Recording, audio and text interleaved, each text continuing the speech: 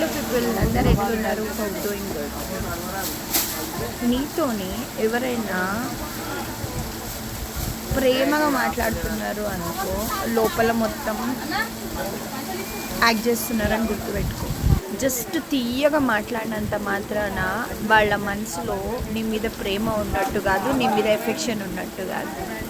But అదే same time people నీ దగ్గర అంటే హక్కుగా భావించి వాళ్ళు నిన్ను ఒక మాట అంటున్నారు అంటే డెఫినెట్గా వాళ్ళ దగ్గర నువ్వంటే లవ్ ఉంటుంది.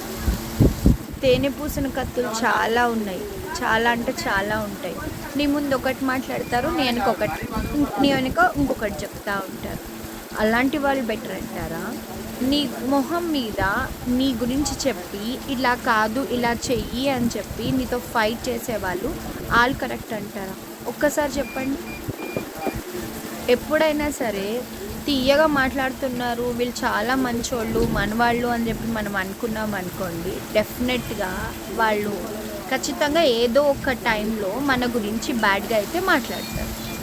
బట్ అదే సేమ్ టైం అదే చనువుగా వాళ్ళు ఫైట్ చేస్తున్నారు, ఇది కావాలి అని అడుగుతున్నారు, నువ్వు ఇలా చెయ్యి అని చెప్పి నీకు రిస్ట్రిక్ట్ చేస్తున్నారు అంటే డెఫినెట్గా నువ్వంటే చాలా ఇష్టం ఉన్నట్టు ఒక మీనింగ్ అది.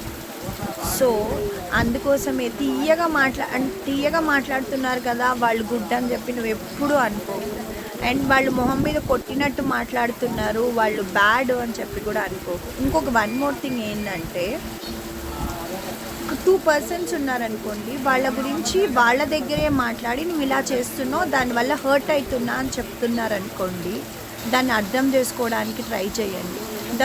తప్ప వాళ్ళేళ్ళు నిన్ను బ్యాడ్ చేసే